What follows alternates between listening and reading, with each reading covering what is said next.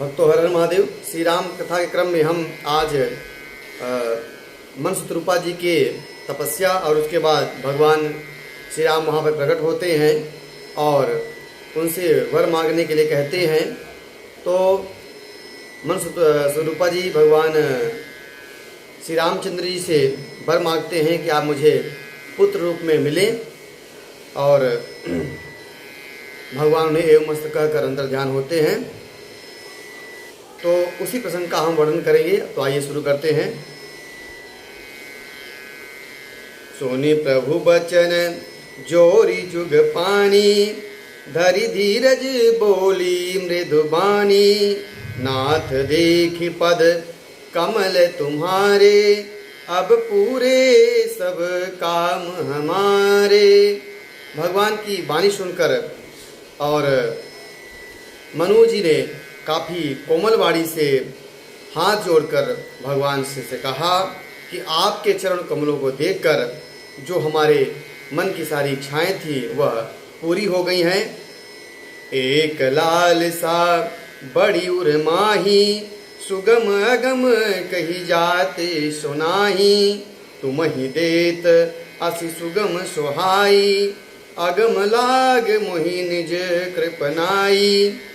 राजा मनु कहते हैं कि अभी एक हमारे मन में बड़ी लालसा है, इच्छा है, आपको देने में सुगम है, आप सरलता से दे सकते हैं, पर मुझसे कहने में कठिनाई हो रही है।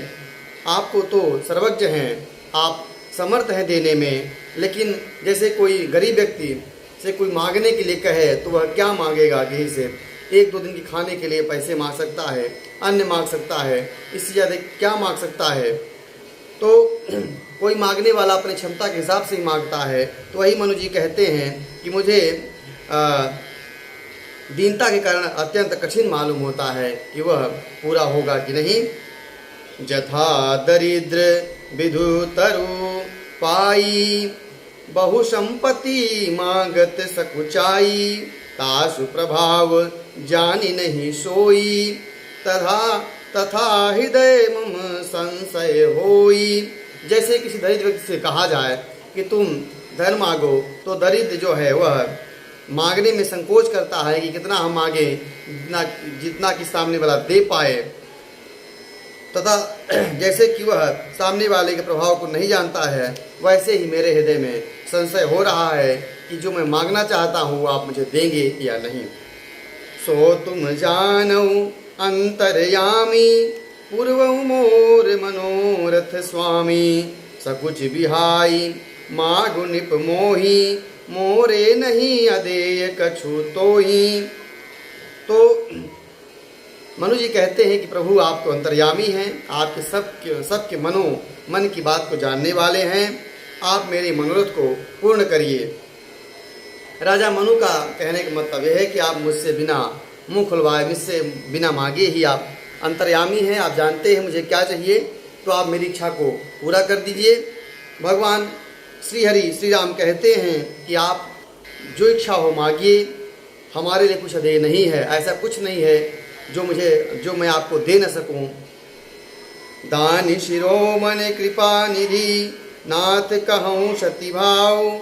चाहूँ तुम्हें समान सुत, प्रभु सन कवन दुराव।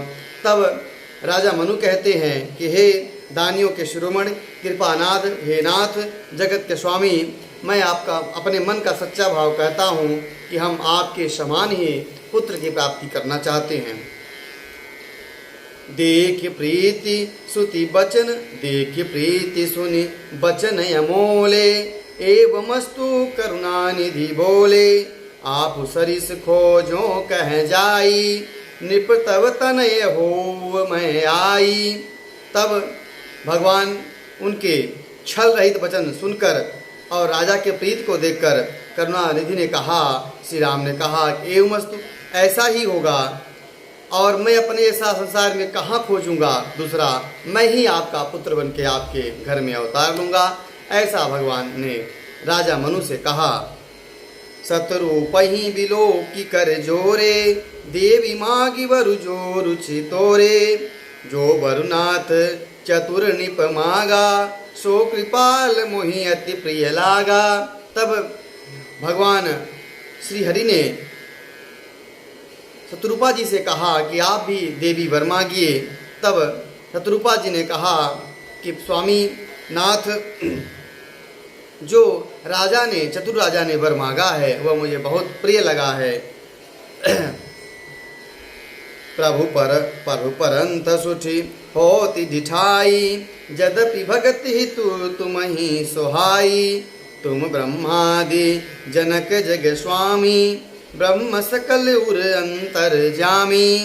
परंतु हे प्रभु, डिठाई बहुत हो रही है। यद्यपि ये भक्तों के हित करने वाले, वह डिठाई भी आपको अच्छी लगती है।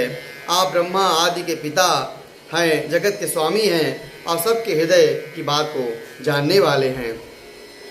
अस समुझत मन संशय होई, कहा सु प्रभु प्रवान पुनि सोई।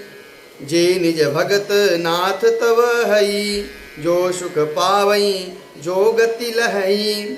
ऐसा समझने पर मन में संदेह होता है कि फिर भी प्रभु ने जो कहा है वही प्रमाण है, वही सत्य है।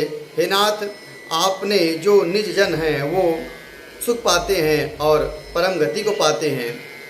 सोई सुख सोई गति सोई भगति, सोई निज चरण स्नेहु। सोई विवेक सोई रहनि प्रभु, हम ही कृपा कर देहु।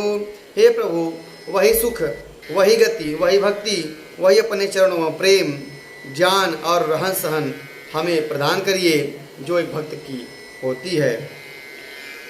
सुन मृद गूढ़ रुचिर बर रचना, कृपा सिंधु मो बोले मृदु बचना।